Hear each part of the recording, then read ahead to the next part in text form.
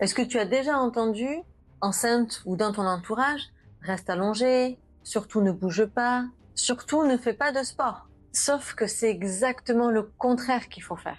L'inactivité peut en réalité provoquer des maux de grossesse et compliquer l'accouchement. Dans cette vidéo, je vais t'expliquer pourquoi est-ce que l'activité physique est l'un de tes meilleurs alliés pour ta grossesse et les solutions naturelles que tu peux appliquer.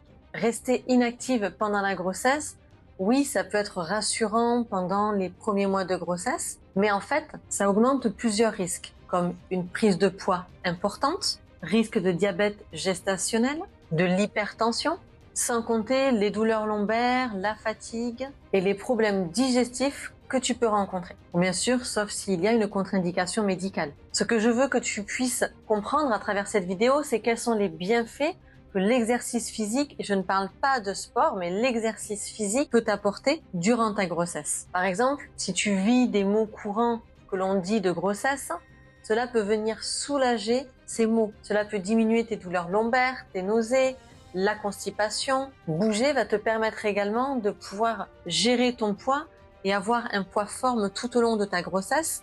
Pratiquer par exemple du yoga prénatal, c'est un exercice doux que tu peux faire quotidiennement. Même 5 minutes peut suffire au quotidien.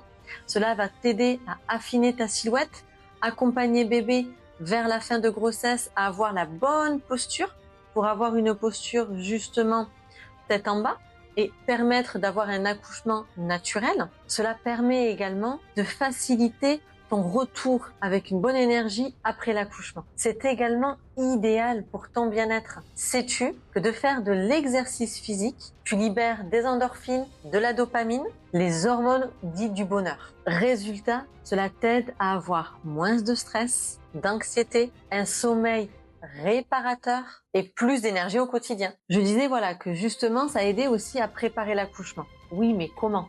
Eh bien, tout simplement, le sport améliore l'oxygénation, va renforcer doucement les muscles, permet de garder un bassin souple et facilite la récupération postpartum. En clair, tu prépares ton corps pendant la grossesse et ton mental. En naturopathie, on dit que le mouvement, c'est la vie. Bouger permet de faire circuler l'énergie vitale du corps, de pouvoir stimuler la circulation sanguine et lymphatique, et donc de pouvoir améliorer ton bien-être et d'éliminer les toxines. C'est aussi un vrai soutien émotionnel lorsque tu marches dans la nature ou que tu fais du yoga prénatal ou de la natation. Tu respires mieux, t'oxygènes ton cerveau, tu apprends à prendre un peu plus de recul sur les choses et tu crées un lien profond avec ton bébé. Pas besoin d'en faire trop. 20 à 30 minutes maximum suffit. Quelques postures adaptées, à l'aide d'un ballon par exemple, peut t'accompagner aussi à aider à soutenir tes lombaires. Faire une séance de yoga prénatal